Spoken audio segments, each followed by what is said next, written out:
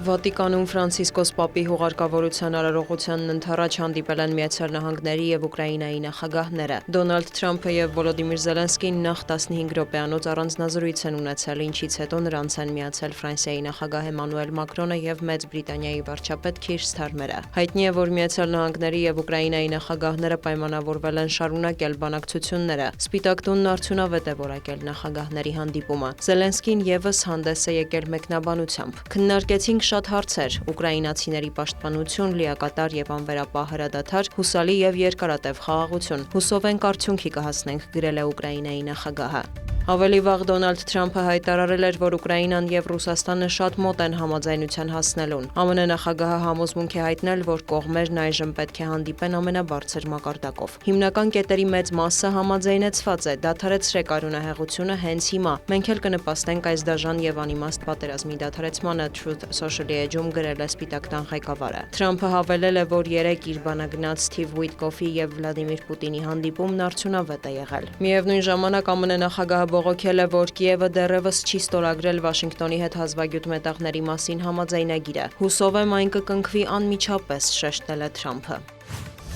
Ուկրաինական ուժերից Կուրսկի մարզի ազատագրման գործողությունն ավարտվել է, հայտնում են Կրեմլից։ Ռուսաստանի զինված ուժերի գլխավոր շտաբի պետը Վլադիմիր Պուտինին զեկուցել է, որ այսօր վերադարձվել է շրջանի վերջին գյուղի Գորնալի նկատմամբ վերահսկողությունը։ Վալերի Գերասիմովի խոսքով Ուկրաինայի զինված ուժերը Կուրսկի ուղղությամբ մարտերի ընթացքում կորցրել է ավելի քան 76,000 զինծառայողի։ Հյուսիսկորեացի մարտիկներն էլ ռուս զինվորականների հետ ուսուսի տված բարձր պրոֆեսիոնալիզմ են ցուցաբերել Կուրսկի մարզի ազատագրման գործում, նշել է գլխավոր շտաբի պետը։ Գերասիմովը հայտնել է, որ այժմ միջոցներ են ձեռնարկվում հայտնաբերելու Կուրսկի մարզում թաքնված ուկրաինացի զինծառայողներին։ Նա հավելել է, որ Ուկրաինայի Սումիի շրջանում էլ անվտանգության գոտի ստեղծելու գործողությունները շարունակվում են։ Գերասիմովը տեղեկացրել է, որ ջանքեր են գործադրվում դուրս մղելու ուկրաինական ուժերը նաև Բելգորոդի ուղղությամբ։ Ռուսաստանի նախագահն իր հերթին հայտարարել է Կիևի ռեժիմի արկածախնդրությունը լիովին ձախողվել է։ Կուրսկի սահմանային գոտում թշնամու լիակատար պարտությունը պայմաններ է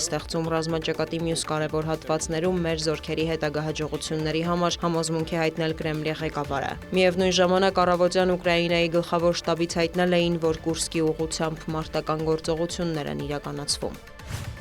Օմանի մայրաքաղաքում մեկնարկել է Իրանի և Միացյալ Նահանգների ներկայացուցիչների անուղղակի բանակցությունների երրորդ փուլը։ Պատվիրակությունները գլխավորում են Իրանի արտգործնախարար Աբբաս Արաղչին և Դոնալդ Թրամփի հատուկ բանագնաց Սթիվ Ուիթկոֆը։ Բանակցությունները, ինչպես նախորդ փուլերում, անցկացվում են Օմանի միջնորդությամբ հաղորդագրությունների փոխանակման միջոցով։ Ներկայումս Թեհրանը և Վաշինգտոնը բանակցություններ են վարում Իրանի միջուկային ծրագրի շուրջ։ Կողմերը պատրաստակամություն են հայտնում հասնելու գործարքի, սակայն եթե հաշվի առնվեն երկու երկրի շահերը։ Թեհրանը նաև պահանջում է չեղարկել հակաիրանական պատժամիջոցները։ ԱՄՆ նախագահն էլ չի բացառել, որ գործարքի ձախողման դեպքում Իրանի դեմ կարող են ռազմական գործողություններ ձեռնարկվել։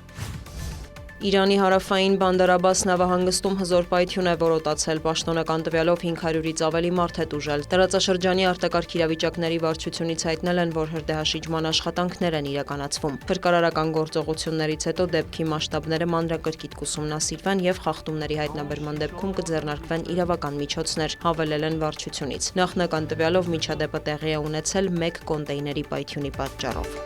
Դիանա Գասպարյան, լուրեր։